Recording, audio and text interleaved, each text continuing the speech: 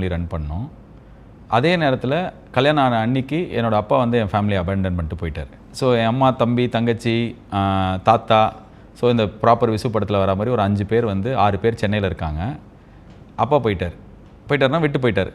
So அது நிறைய problem இருந்தது. அவர் எப்படி எப்போ வேணாலும் போயிடலான்ற நிலைமையில் ஐயோ இவன் வேறு என்ன கல்யாணம் பண்ணிக்கிட்டான், புதுசாக ஒருத்தங்களை நம்ம பார்த்துக்கணுமேன்ற ஒரு இதில் அவர் போயிட்டார். ஸோ இப்போ இதே 10,000 ரூபாய், 2 இடத்துல 2 வீடு, 2 வீட்டு வாடகை, 2 மளிகை சாமான், 3 குழந்தைங்க ஸ்கூல் போகணும். என் தம்பி தங்கச்சிக்கெலாம் என்னோட 20-21 வயசு கம்மி, 15, 18, 21 வயசு கம்மி. அதாவது எவ்ரி 3 இயர்ஸ் ரஜினி படம் ரிலீஸ் ஆகுதோ இல்லையோ எங்கள் வீட்டில் ஒரு குழந்தை ரிலீஸ் ஆகிடும். ஸோ அந்த மாதிரி இருந்தது. ஸோ அவங்களாம் ஸ்கூல் போகணும், தாத்தாக்கு மருந்து, சாப்பாடு. இப்போ நான் சொல்லும்போது எனக்கு கொஞ்சம் போரிங்காக இருக்குது. ஏன்னா இந்த கதை நான் என் பாட்காஸ்ட்டில் சொல்லியிருக்கேன், நிறைய இடத்துல சொல்லியிருக்கேன். ஸோ இப்படி இருந்தபோது I made lot of mistakes as a human being, as an husband. I don't know how to handle a relationship. I was disrespectful. காலேஜில் பொறுக்கி அப்படின்வாங்க. அவனா ஐயோ அந்த பாலாஜி உங்கள் பொண்ணு லவ் பண்ண பொறுக்கியான பையன் அப்படின்வாங்க. நான் எனக்கு சிகரெட் பிடிப்பேன், குடிப்பேன்.